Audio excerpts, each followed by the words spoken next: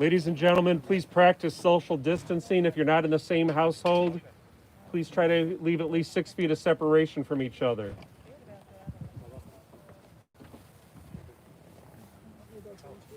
Power on.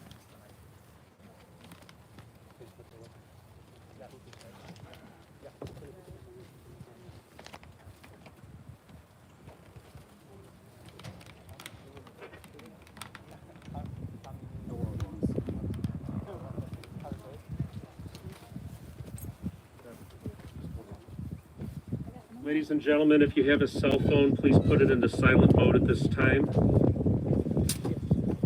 The service is going to be conducted by Rabbi Taryn Tackman and cantorial leader Alana Axel from the Beth Tikva Congregation of Hoffman Estates.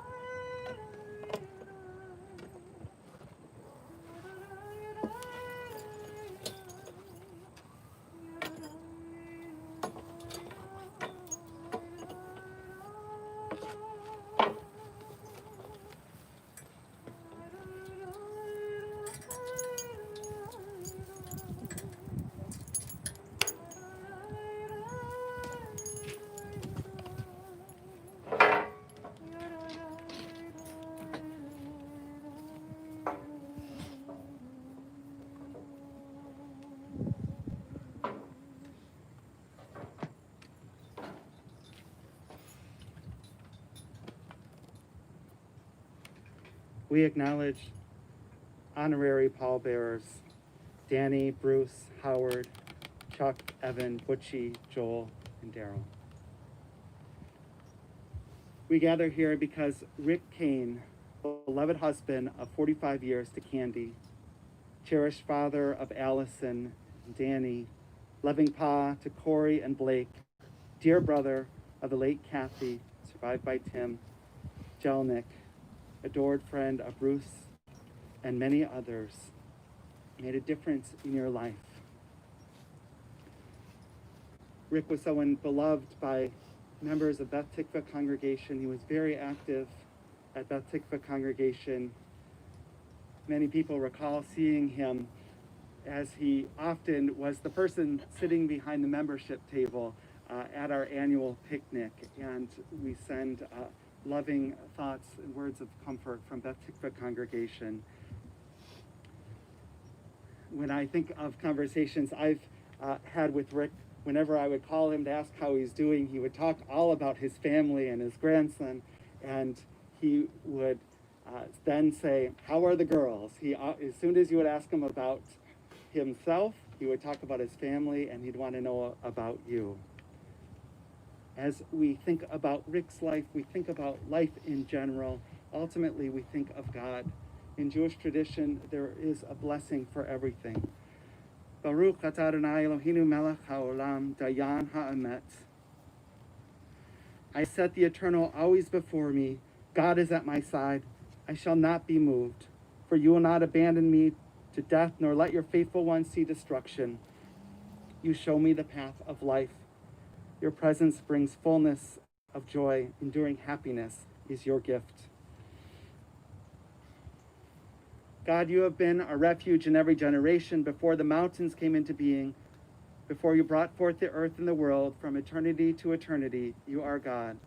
As for us, you turn us to repentance and say, "Return, you mortals." Death has taken our beloved Rick. We grieve in our darkened world.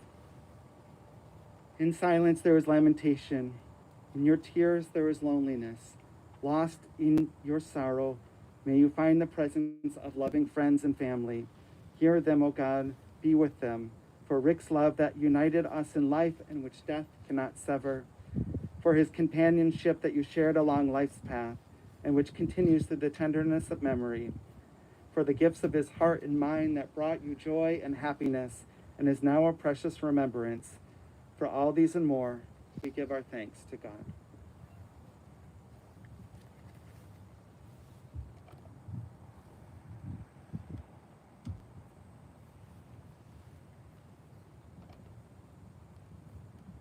We read together or recite by heart. The Lord is my shepherd, I shall not want. He maketh me to lie down in green pastures. He leadeth me beside the still waters. He restoreth my soul. He guideth me in straight paths for his name's sake. Yea, though I walk through the valley of the shadow of death, I will fear no evil, for thou art with me. Thy rod and thy staff, they comfort me. Thou preparest a table before me in the presence of mine enemies. Thou hast anointed my head with oil. My cup runneth over. Surely goodness and mercy shall follow me all the days of my life, and I shall dwell in the house of the Lord forever.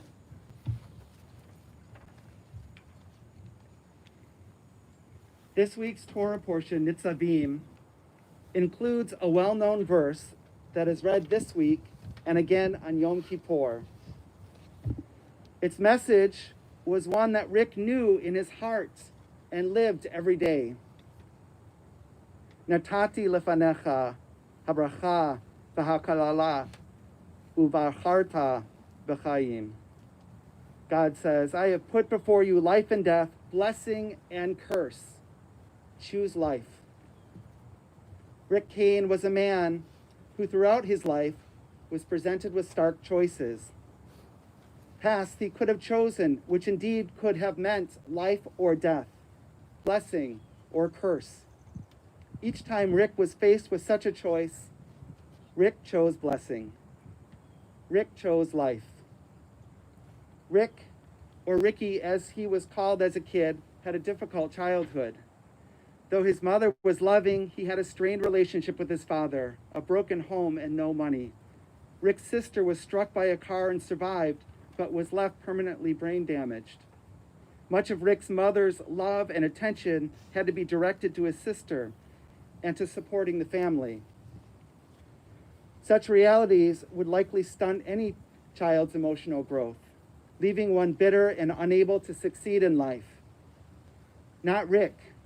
He chose life. On account of his mother's love, the wonderful humor of his aunt, and Rick's own optimism and tenacity, Rick persisted. Rick had to grow up quickly. In many ways, he raised himself. As a student in school, Rick's charm, kindness, his sense of humor, his smile, quickly won him many friends. As for Rick, both when he was young and throughout his life, friends became his family. Friends such as his long-time best friend, Bruce. Bruce and Rick were like brothers to one another. And later in life, when Allison married Danny, Danny was welcomed into the brotherhood. Rick was a friend to many, and he enjoyed many close friendships. What made Rick such a treasured friend was Rick's abiding loyalty. Rick was not only someone who was fun to be with, who could make you laugh with his many jokes and puns. He was someone that you could trust. He was supportive. You could be open and transparent with Rick. Rick would take the time to understand what you're saying. He took an interest in your interests and hobbies. Most of all, as a friend, Rick never wavered. You could count on him to be there for you. As a friend, Rick was also a delight to speak with. He had many interests. He was extremely intelligent, and he loved to learn. Rick could often read up to 3 500-page books a week. He was interested in Jewish studies, poetry, philosophy, and anything baseball, especially the Chicago White Sox, his favorite team. When Rick was 22 years old, he received devastating news that would change the course of his life. He was diagnosed with bone cancer, and according to his medical chart at the time, he was given a 10% chance of surviving the duration of the year. Rick endured a surgery which entailed amputating part of his leg. Again, after something like this, many other people would have cursed the world or just given up, but not Rick. Rick chose life. He wasn't going to let this stop him from living the life he dreamed. In fact, Rick viewed the procedure done on September 19th as his rebirth, his second chance at life. If choosing life means being strong and resilient in the face of adversity, Rick exemplified this with flair. One example of many is how though at the time after his surgery, Rick lived on the third floor walk-up apartment, he refused to move to a different place, even though it meant climbing up and down 3 flights of stairs with crutches. Throughout his life, Rick had to contend with more illnesses and ailments than most people, including cancer, heart, and kidney diseases. Through it all, Rick seldom complained. He even, in time, learned to embrace his situation with a sense of gratitude. To the book club at Beth Tikva Congregation, a temple where he served numerous leadership roles and was beloved by people of all ages, Rick once wrote this after reading a novel chosen by the book club that told the story of a character who faced many hardships. Rick wrote, "I am thankful for my struggle, because without it, I wouldn't have stumbled across my strength." Rick, in his life, not only rose above his own physical challenges, he used his wisdom and experiences to help others. Rick became a fierce advocate for disability rights. He educated the community on disability issues and helped implement changes to make the village of Buffalo Grove more accessible for people with disabilities. Rick served on the Buffalo Grove Commission for Residents with Disabilities for over 25 years, many of those years serving as the commission's chair. It is ironic, as Allison pointed out to me, that today of all days would be the day that Rick is laid to rest. Each year for many years, Labor Day has been the day when the Buffalo Grove Days Carnival would open up a special time just for families with children with disabilities. It was an event that Rick put his heart and soul into year after year, and which gave him such joy. Rick's care and concern for others extended beyond his service. He was an active member in Beth Tikva Congregation's Caring Committee. He often reached out to people in need, and in every realm of his life, he was always asking others, how are they doing? Choosing life means, despite facing adversity, deciding for oneself that you want something better, and then making that happen. Since he was a child, Rick's dream was to one day have a family of his own, a loving wife, a child, maybe even grandchildren one day. 6 weeks after leg surgery, Rick was part of a wedding party at Candy's sister's wedding. Rick, who was wearing rented shoes, fell while walking down the aisle as 250 people watched on. He felt embarrassed about it. Later, when he sat down to eat, Candy smiled at him and gave him a wink. It's okay, no big deal. And from that moment on, Candy, as you told me, you started to date and you were soon married for 45 loving years. You were like two puzzle pieces, strengthening and complementing and completing one another. You took care of each other through so much. How fortunate you were to have had one another in the time that you had. When Allison was born, Rick was beyond thrilled. Allison, as you told me, your father was extraordinary. There was such a special bond. Your dad was always there for you. He wanted to be there for everything. He was like a best friend to you. You talked with him 5 times a day. The first call you had in the morning was always with him. He would say, "Hi, honey, how are you?" And he would put a positive spin on whatever was happening in your life. He'd say, one day you will look back and laugh about this or that. It didn't matter when you called, he always wanted to talk with you. He was happy to get the phone call. From your father, you learned so much. He modeled for you the importance of self-improvement and education, of being a person of integrity, and the importance of giving of yourself to others to help improve society.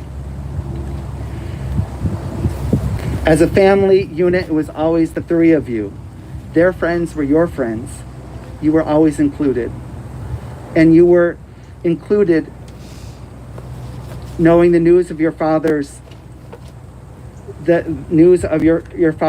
health, and you were always involved in his care as well. As you told me, because his health could be so unpredictable, you learned to appreciate every day, every moment you had with your father. And though you and everyone prayed that Rick would live longer, every day that he was alive was a gift. And Rick did live to see you get married.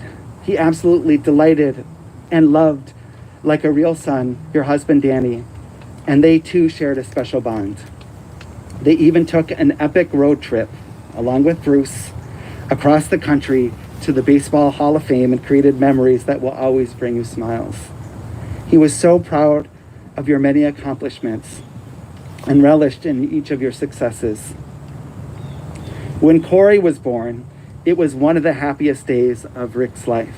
He dreamed of one day becoming a grandfather, and Corey was a dream come true. Rick was so elated and so happy to spend as much time as he could with his grandson that he retired from his work so that he could have more time with his buddy Corey. Soon it became Tuesdays with Pa.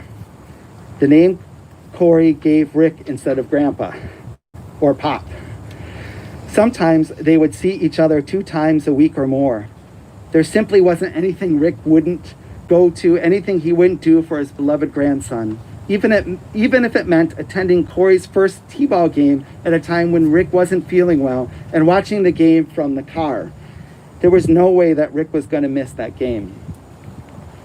Corey was Rick's joy in life, his reason for pushing forward each day. So too was Blake, who, like Corey, brought Rick tears of joy and pride, so much love.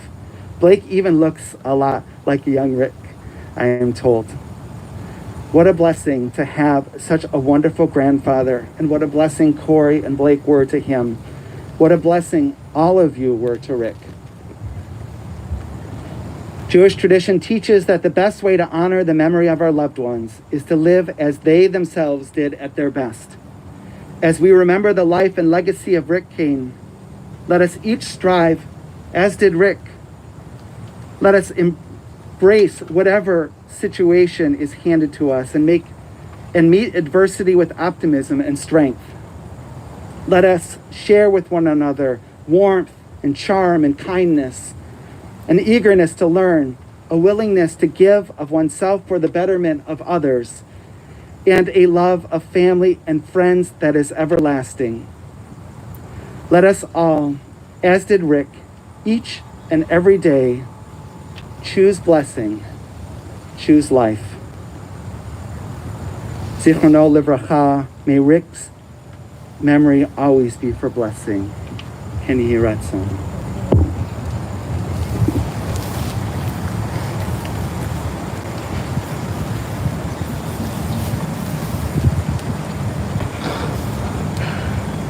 Andy and Allie and Danny and Bruce and Howard and many in the Beth Tikva community. It's hard to imagine that we're standing here at this time. And I'm sure you all can understand that I wish I also could have one more long 2 or 3 hour visit with Rick in your living room with candy coming in and out and being part of the conversation at times. And so much of what Rabbi so beautifully said rings so true for me, especially about all the books that he read. And I rarely left his house without a book that he wanted me to read, that was suggesting that I read. And so we had very deep conversations, not surprising because it was Rick, but not the type of conversations that I would normally have with just anybody. And his heart intelligence was so very strong. His emotional intelligence was very deep and very sensitive. And he shared with me a teaching that from a book by Naomi Levy that he had wanted me to start reading. And so he introduced me to this wonderful rabbi whose books I have with me at many times that I referred to. And it talked about the qualities of the soul and the layers of the soul. And that the lower soul, it was like the flame of a candle, where the bottom part of the flame, the blue part, is the nefesh, which is called the life source, that basic life source. And again, Rabbi spoke so beautifully to that. He knew about his life source. And then the next level, the yellow part of the flame, being the ruach, the love source. And of course we know all about that as well, and I don't have to add to that. But then the part of the flame that we can't see is the part that Rick really taught me about through this book that he had me read.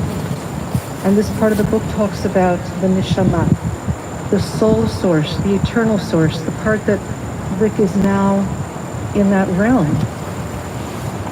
And I wish I could sit with him and hear where he is right now, because I can only imagine the way he would embrace whatever place that he is in right now. He would welcome it in the sense that he would learn from it, he would go from strength, and the only regret would be how much he is here missing you and all of us at Beth Tikva. We had a Talmudic dream interpretation court class this summer.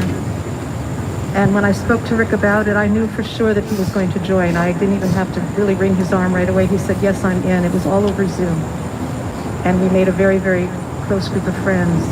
And his heart intelligence was just so helpful to so many of us. And when he spoke about his love and his contentment and his satisfaction with his life.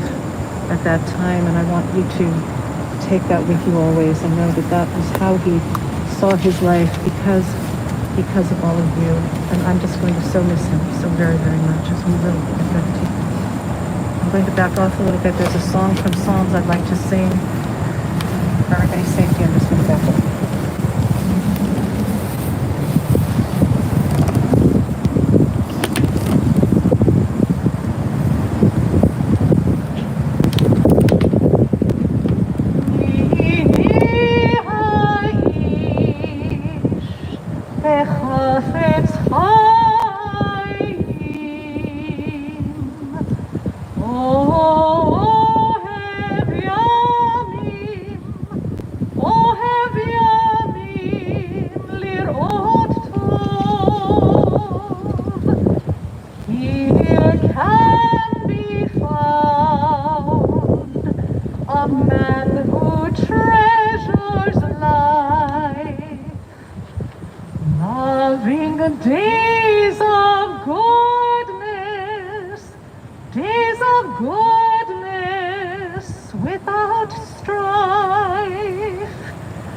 So guard your tongue from evil.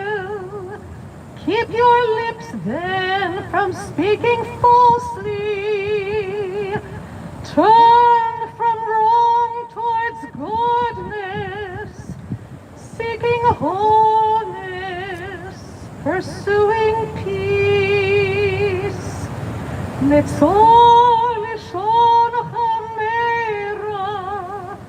Usfatecha midaber mirma,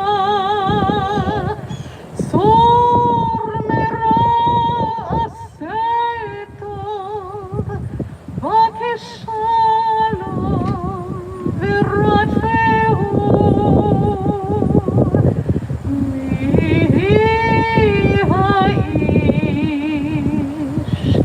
echafetz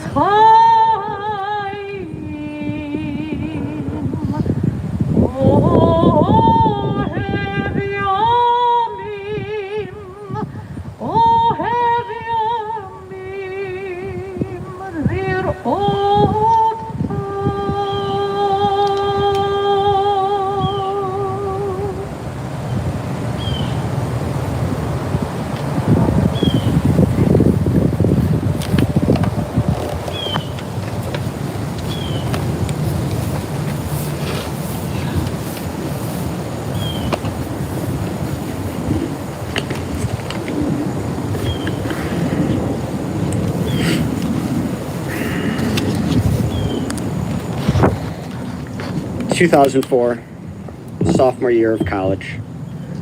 I meet this younger high school girl while she's visiting the University of Illinois.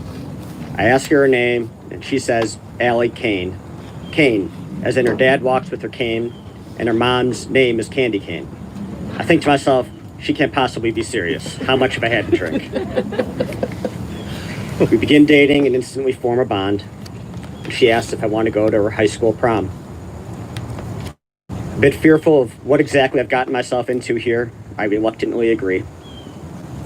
Great, she says, but there's just one thing. My parents want to meet you so they know exactly who it is that I'm going with. My fears have instantly been realized. I'm sure any parent is totally comfortable with an older college fraternity boy taking their only daughter to their high school prom. I walk into Allie's home, more nervous than I've been on any job interview in my life. I imagine being in front of a stern, older man, cane in hand, and honestly, who knows what with Candy Cane. Candy sat stoically on the sofa, while Rick was giddily sitting on the edge of his chair, and we began the interrogation. He goes, "So, you go to the University of Illinois?" I tremble, "Yes, sir, I'm majoring in accounting." "Oh, and you're in a fraternity?" I respond, "Yeah, but I'm a responsible one. I'm the president." And he goes, "Okay, well, now for the important question. Are you a Cubs or a Sox fan?" The smile on my face, I reply, "White Sox." To this day, I don't think I've ever seen somebody breathe a heavier sigh of relief than he did at that moment. He smiled and responded, "Great, I think we're good here." Allie was incredibly close with her father. He was the first phone call in the morning and the last one before bed, with no less than 10 conversations in between them. When we first started dating, I was extremely puzzled. How could a child possibly be this close to their parents? What I came to realize pretty quickly was that Rick was more than just a father. He was her role model, teacher, friend, and inspiration. In the 16 years that I knew Rick, he was able to fulfill those same roles and more in my own life. He called me Sonny, and I called him Pops, which got shortened to Pa when our son Corey started talking. You'd be hard-pressed to find a more inspiring person than Rick. Most 20-year-olds are fortunate to not ever face a serious tragedy. Rick was challenged with bone cancer and had the courage to endure a life-saving amputation surgery. Faced with what doctors described as a 10% chance to live and a life with limited mobility at that, he used this as his stepping stone to rise up and live the next 50 years of his life with renewed purpose and meaning. He called it his rebirth day, which will be coming up this September 19th. Didn't matter what life brought his way, he wasn't going to let anything hold him back. At our wedding, Rick suffered from debilitating back pain that prevented him from being able to walk. Allie and I were absolutely devastated. Every girl has that vision of walking down the aisle hand in hand with their father. Rick never once thought that this wasn't going to happen. He was determined to come down that aisle with his daughter no matter what. And with the help of a motorized wheelchair, he did just that. Maybe I shouldn't say this in front of Allie, but the tears I shed while standing next to the chuppah that day were from just seeing the smile and joy on his face as he approached me. He whispered to me to take care of his daughter, and I promised that I would. Allie and I didn't want to have a traditional father-daughter dance out of embarrassment and fear that it would be a constant reminder to everybody in the room of Rick's ailments. I think one of us forgot to give him that message, though. In the midst of singing and dancing at our wedding, we turned around and saw him scooting and waving his arms in the middle of the dance floor with friends, the happiest person in the room. It's still the most memorable moment of our wedding night. As if it wasn't enough to try to get by with what he was faced with, Rick lived a life of public service, always trying to help others in any way that he could. He was an advocate for individuals with disabilities and wanted to make a difference. It's more than just irony that we stand here today mourning him on Labor Day, the same day he annually organized a special event for children with disabilities to enjoy the Buffalo Grove Days Carnival. He sought ways to contribute and better his family and his community. It was never about him. In July 2014, White Sox great Frank Thomas was being inducted into the Baseball Hall of Fame in upstate New York. White Sox fans across the nation flew in for this momentous occasion. Rick and I frequently talked about how great it would be to go, for him to teach me about baseball history with his friend Bruce. I kind of thought this was just one of those things you talk about but don't actually do. 10 years in, maybe I was just still underestimating him. Tickets were purchased and we were driving. I can't tell you the number of times leading up to that weekend, I had a conversation with somebody that went a little something like this. You're driving how far? With who? Even Allie was insistent that I fly. Probably out of fear that I'd call her from Indiana and say I'd rather become a Cubs fan than sit in this car any longer. But the three of us embarked on the journey. I might as well have been with two college friends. Through over 25 hours of driving, it was like I was a graduate of South Shore High School. I knew all about the best places to score ice cream and whiskey throughout the South Side. Rick treated me like a son, but nothing gave him as much pride and joy as his grandsons. As our first son, Corey, was born, he had complications that forced him to be taken into the NICU right after birth. As it grew into the late hours of the evening, we urged our family to go home. Rick was insistent. He wasn't going home until he got to see his grandson. He would do anything for them at the drop of a hat. We'd ask him to drive down on a Tuesday to take them to a doctor's appointment. Despite sitting in an hour of traffic, he'd show up, smile on his face, happy to see Corey. Ask him to sit at the house and watch Corey while he naps so we could go run errands. We'd come back in the house and to see him literally staring at the monitor as Corey slept. One of his favorite things to do was FaceTime the kids and just watch them play, and they didn't even need to talk. Even as his health deteriorated during this past year, Rick told us nothing was going to be more important than seeing Corey play t-ball. We told him if he came, he should just sit in the parking lot and watch from the car. As you could have guessed by now, that only worked for a short while. Despite a global pandemic, 100-degree heat, unable to even physically get out of the car himself, I watched in amazement as he wheeled himself from the car all the way to the backstop. Smile that could be seen across the field. His own life limited by physical disabilities, he was now watching his grandson have the opportunity to play. Rick simply refused to let the little or big things get him down. He had an appreciation for life and other people, genuinely engaging in every conversation that he had. Throughout the years, we always had to make sure somebody was with him. Whether he needed a hand to get out of bed or someone to change a light bulb for him, Rick was grateful for every single person who helped him, but especially Candy. She's been by his side as he's gone on this journey and helped him to fulfill his life's purpose. But more important than physical help any of us provided to him was what he brought to us. Perspective, inspiration, a real sense of purpose in life, support, and encouragement. Life is not about your shortcomings, but how can you persevere in tough times? What can you do to better yourself, your family, and society? Be present in the moment. Be humble. Rick always said that if he were to write an autobiography, the title of that would be Charming but Fat.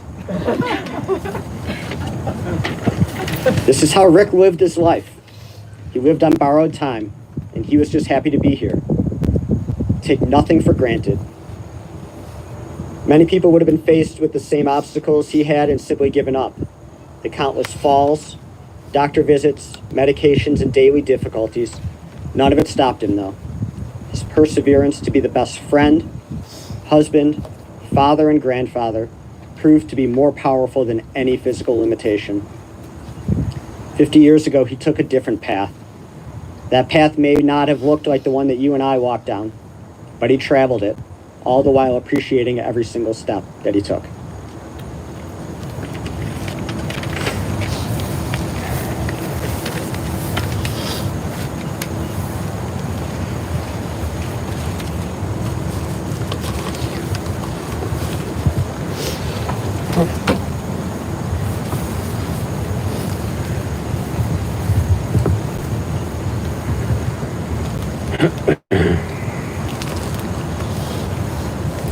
Candy, Allison, Danny, Blake, and Corey. We've lost our best friend. Imagine a world without the person you counted on every day for love, support, and unwavering loyalty. Many of us now look to move forward without Rick Kahen, who was that person for us. Some, like his mom and loving aunt, called him Lamb Chop. He was Ricky, Dick Kahen, Tess, or Doll to many of his friends. To me, he was Fletch. In 1972, as Danny mentioned, and the rabbi mentioned, Rick was diagnosed with bone marrow cancer. 90% fatal in 18 months was what we were told. Ricky didn't believe it. He kicked cancer's ass with the one leg he had left. Rick Kahen was a stand-up guy, even on one leg. Candy Kahen was and is and will continue to be the rock in his life and the love of his life. When they met in 1972, he told me, "I found her and I hope she will marry me." She said yes, and in May of 1975, they were married. 45 years later, and this is last Sunday, he told me that he loved her more now than he ever did. And he thanked God that she was his wife and best friend. Candy Kahen is my hero. Without Candy and Danny and Allison, Rick would never have lived as long as he did. It was always Candy, Rick, and me, and in my heart as well. They were there for all the events, happy and sad. Allison and Danny lit up Fletch's life and heart every day. He was so proud of both of them and his grandkids. Rick told me that Danny was his son, not his son-in-law, and he loved him that way. As Danny said, it was sunny. It was always sunny.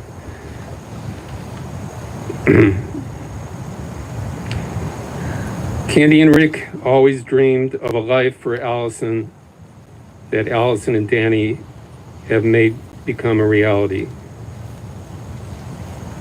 It was created by Candy and Rick with love and hard work. Like Rick and Candy, Allison has a heart of gold and an inner toughness that makes her go and be the woman, wife, and mother I most admire. Danny is the greatest husband, son, and father. He's generous with both love and kindness, a mensch is mensch. As you know, Ricky loved the written word and he loved to read. He had correspondence with some famous writers. Anais Nin, a writer and essayist, corresponded with Ricky. In it, one day she wrote, "Each friend represents a world in us, a world possibly not born until they arrive, and it is only by that meeting that a new world is born." Rick represented that new world to his family and friends, a world of inclusiveness, a unique love, a safe place to share your deepest thoughts and fears without question or judgment. Ray Bradbury, famous writer and cartoonist, was also a correspondent and friend of Rick's. He wrote, "We have to know how to accept rejection and reject acceptance." Rick loved that. Rick loved nature and sunsets. Bradbury wrote to him, "We love sunsets because they vanish." Bradbury also said to him, "Looking back over history, you see love was the only answer to everything."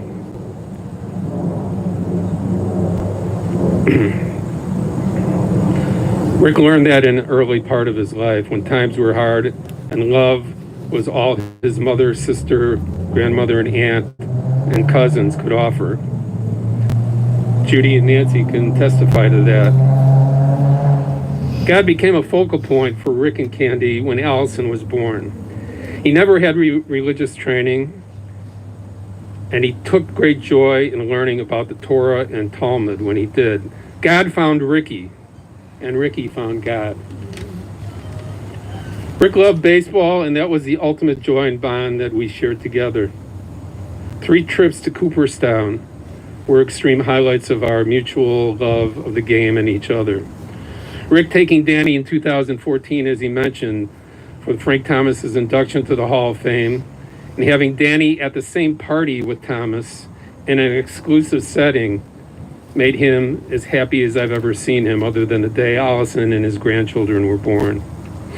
We also visited the Boxing and Football Hall of Fame on that trip, if you can imagine a guy's trip. Allison and my daughter Molly and I had a baseball trip to the All-Star game in Boston in 1999. Ricky loved the fact that Allison would visit Fenway Park and would go to Yankee Stadium and see New York City as well. The girls were more interested in Carrot Top and the Smashing Pumpkins that were part of the entertainment. At this point, Rick would tell me that I'm losing the crowd and that all they're thinking about is a good lox or corned beef sandwich and the ride home. So I will make it brief from here. Humor was king with Ricky. The producers, the Honeymooners, CLTV, Saturday Night Live. Zero Mostel, Gene Wilder, Groucho Marx, Woody Allen, only when he made funny movies, he would say. John Belushi, Eugene Levy, Gilda Radner, Larry David, and of course Funkhauser were favorites. Fletch loved music. We saw B.B. King, Muddy Waters, and Bo Diddley all in one concert in Carbondale in 1972, right after he lost his leg. Candy and Ricky and I saw Eric Clapton together, Leonard Cohen, Jeff Beck, John Mayall. He loved them all. Rick was the most real person that I ever knew.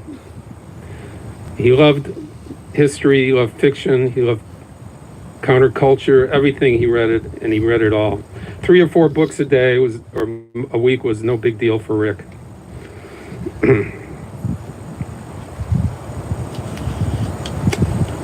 I was alone with Rick when he passed. Alan and Candy and Danny saw him at peace before they left the room. I stayed for some reason. It was because I didn't want to say goodbye.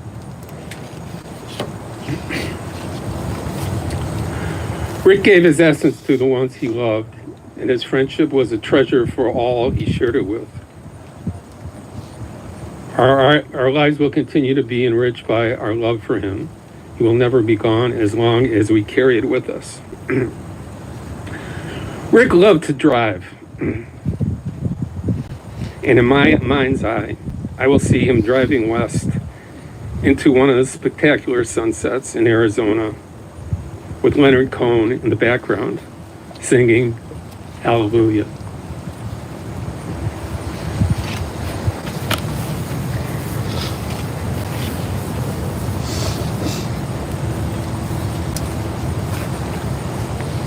We rise for El Malay Rachamim. Please rise as you are able.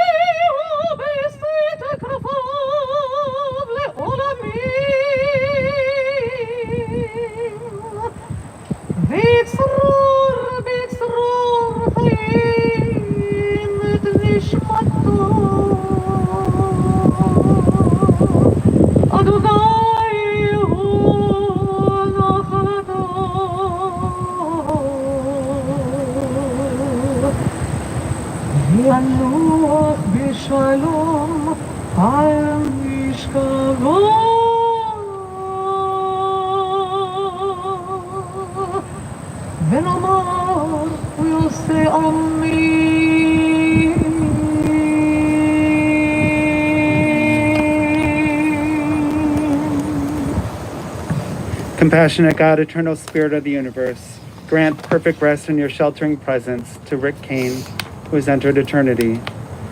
O God of mercy, let him find refuge in your eternal presence. and let his soul be bound in the bond of everlasting life. God is his inheritance. May he rest in peace, and let us say, Amen. Oh God, help us to understand that grief and love go hand in hand, that the pain which loss inflicts is the measure of a love stronger than death. Though we cry in the anguish of our hearts, may we be like children that know that their parent is near and who cling unafraid to the trusted hand. In the Spirit, O God, do we commit all that is precious to us to your keeping as we repeat words hallowed by generations. And we'll now recite together Kaddish Yatom, Mourner's Kaddish.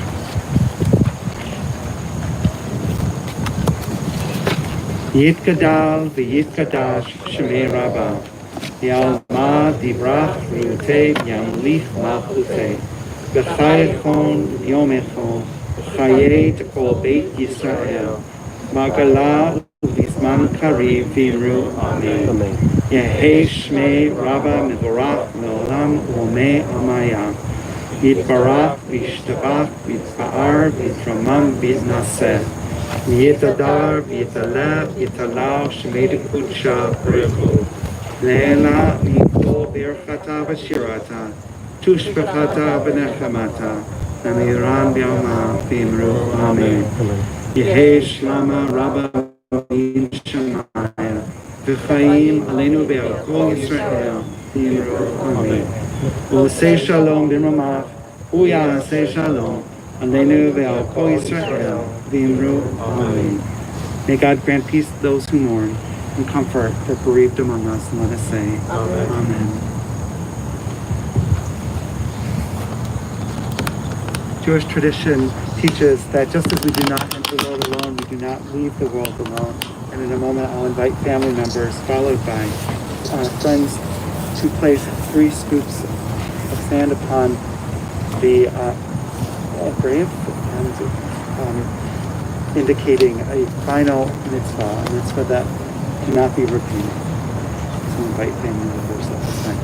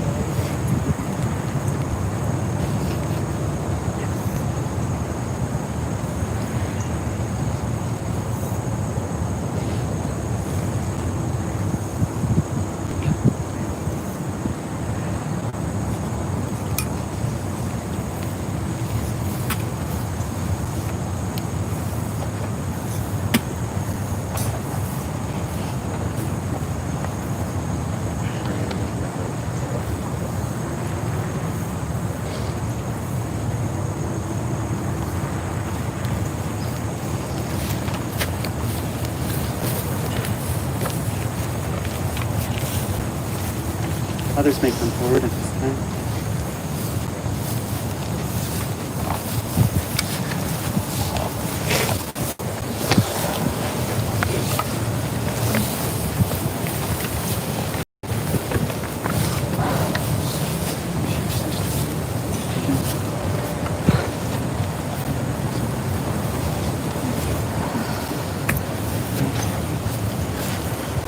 Stay careful.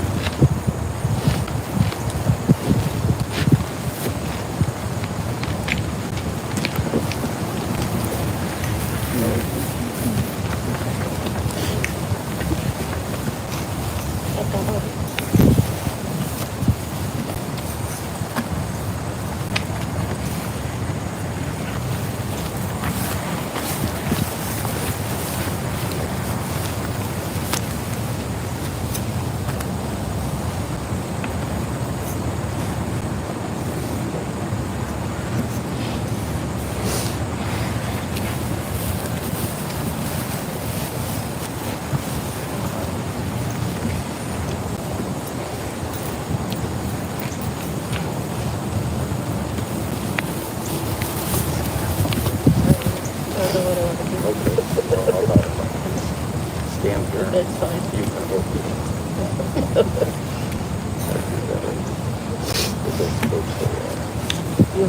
Yes. Yeah.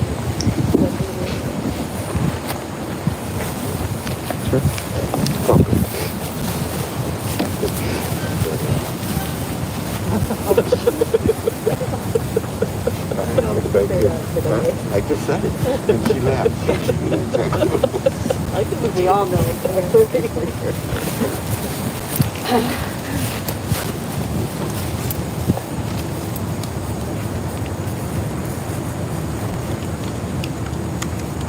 How is your mother? You don't talk now? I thought you were talking to this. No, you just talk. Okay.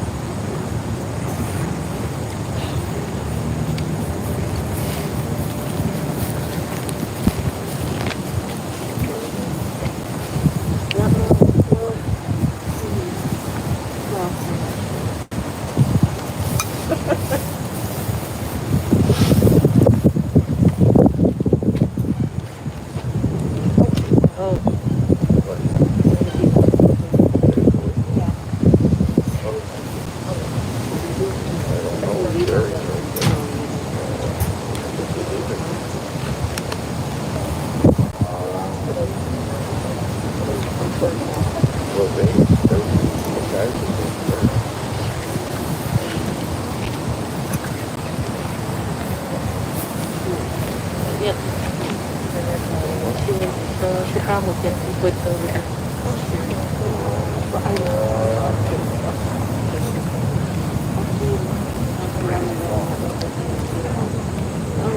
right here, actually, right here.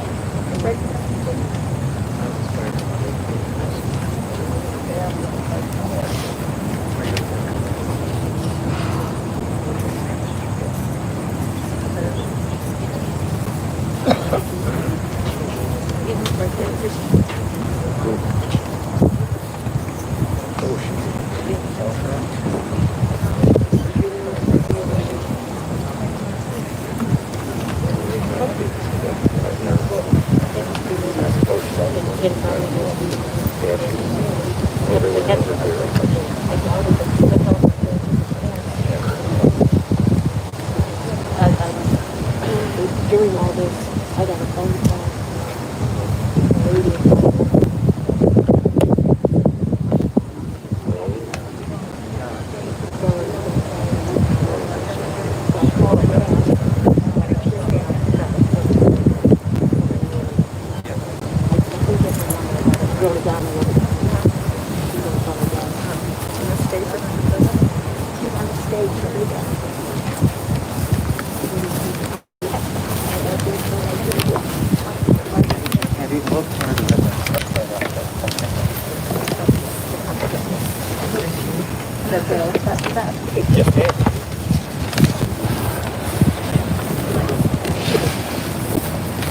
At the peak, there was 60 devices logged on watching, which must be times probably 2.5. You had close to 200 people, maybe more.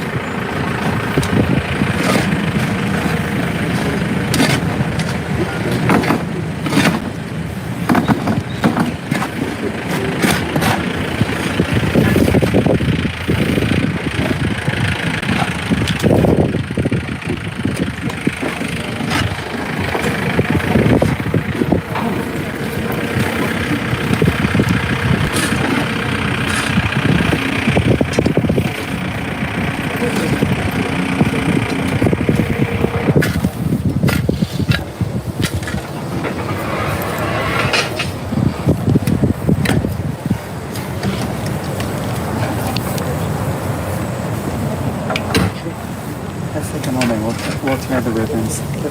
The ribbons that you're wearing, and you're wearing them as a real son and as a real brother. And so take us back to the memory of in the Torah of Jacob, when he thought he had lost his son Joseph, and he was told his son had died in the pit. It turned out to be okay, but in the moment of the sin, as he wore the garment that he was wearing, symbolizing the tearing we feel in our hearts when we lose someone so close, and so we tear the symbolic representation of the garment we're wearing with the ribbon. And so I'd like to invite each of you to rip the ribbon that you're wearing. If you have difficulty ripping it, again, you can help. Ali can help.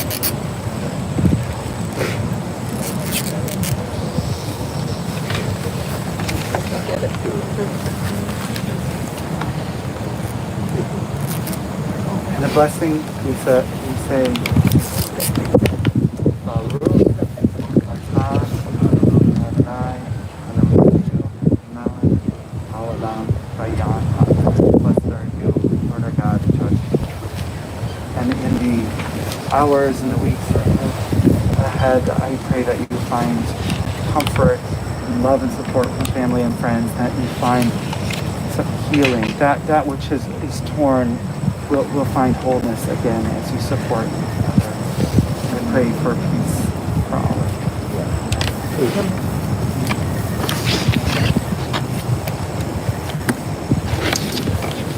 you. Would you like an opportunity to say goodbye and thank everyone that's been on? There's still about 39 devices.